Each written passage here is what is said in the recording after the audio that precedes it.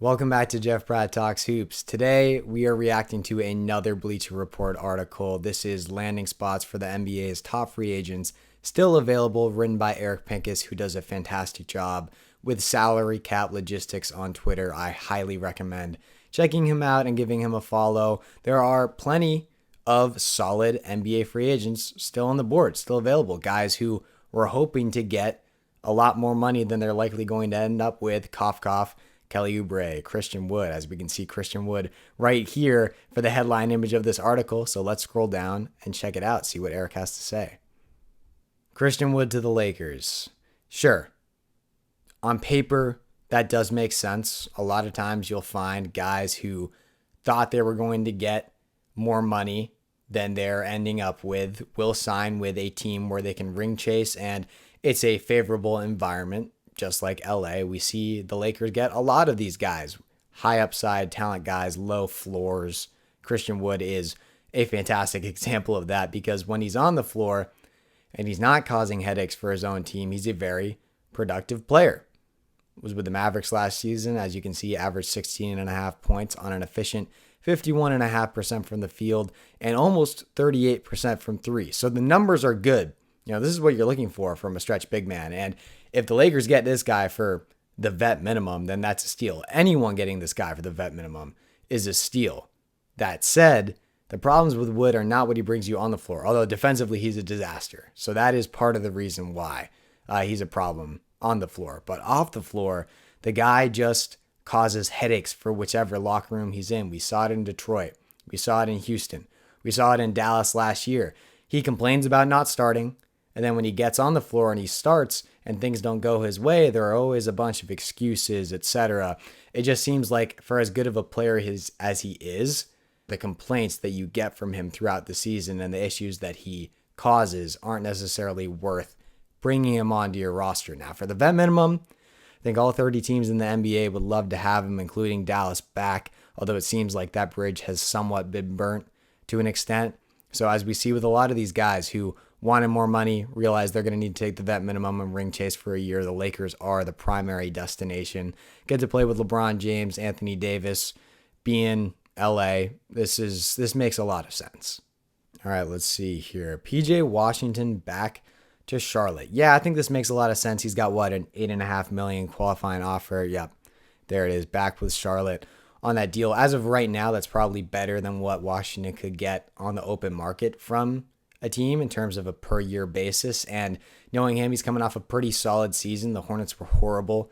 So a lot of these guys who weren't that great saw inflated stats, like Kelly Oubre specifically. I'm sure we're going to see him at some point later in this article. But PJ Washington, solid player, stretch four, can play a little bit of five, averaged 15.7 points per game. Last year started 73 games. He's more of a forward than a center. As Eric says, he's 6'7". He's in that tweener build, guys like Grant Williams, even Christian Wood to a certain extent. Guys who really aren't centers, although Wood is more so than those two that I mentioned, but aren't wings whatsoever. They're not fast enough to be wings, but they can be really solid 3-and-D guys. Washington had a good season. He could help a lot of NBA teams, but as of right now, it makes sense for him to take that $8.5 million, go back to Charlotte, and then reevaluate next offseason when he can be an unrestricted free agent. All right, next. Would Memphis be the fit for Oubre? This is the question, right? I had John Corrales on, longtime Celtics beat writer, one of my favorite guys on the Boston beat, to talk about Boston as a potential fit for Kelly Oubre. And it feels like he's going to land with a contender here, but not necessarily your classic ring-chasing contender like the Lakers, which is what we saw with Christian Wood as a potential destination for them. Oubre is an interesting player, averaged 20 points per game last year, but shot the ball incredibly inefficiently. I think it was, 31.9% from three. He's the definition of a chucker, a shot chucker. That is what he does. But, you get a guy like this for the vet minimum, that's a risk that you're willing to take. And as I believe John said when I had him on, hey, the risk here is worth the reward. Because let's say you bring in a guy like Kelly Oubre and he's not a right fit for the locker room. He doesn't mesh with the guys, doesn't mesh with the team, doesn't have a great season. You can just flip him before the deadline, or you can flip him as soon as possible if that matters, because he's on a 1 year, $2.3 million veteran deal, whatever the vet minimum is for the upcoming season. Those contracts are easily movable. If you really need to, you can attach a second round pick.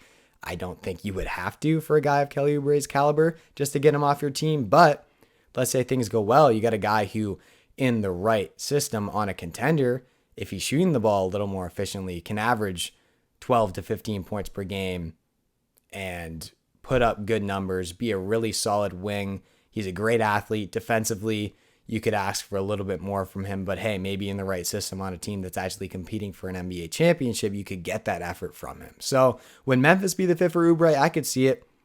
The Grizzlies need a little bit more depth on the wing. They could use a little bit more scoring on the wing. Makes a lot of sense.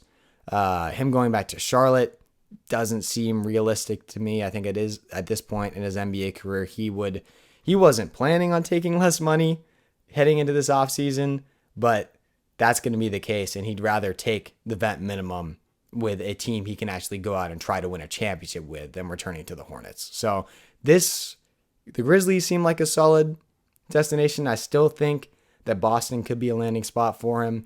Maybe the Clippers, maybe even the Suns, if he wants to take the vet minimum there. There are a couple of contenders that could take a flyer on Oubre, and whether he actually fits there is another question, but I would assume he ends up on a team that's looking to win a title this year. Let's see what Eric's got here up next. Plenty of wings available. Okay, is he going to be just analyzing the rest of the positional needs and players in the market? Yeah.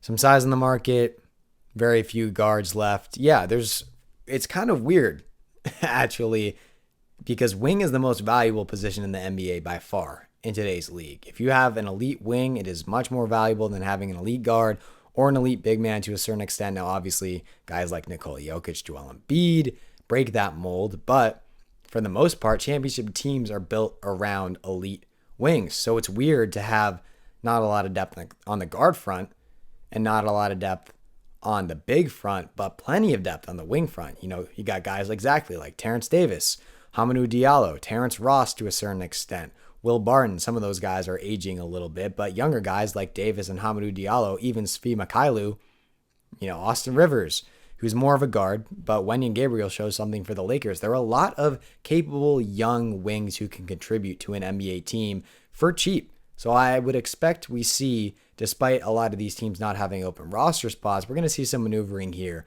over the coming months, especially on contenders, to see them bring in these wings because it is just the most valuable position in the NBA to have depth for. All right, that's going to do it for this article. A quicker one, but a solid job from Eric. Great read.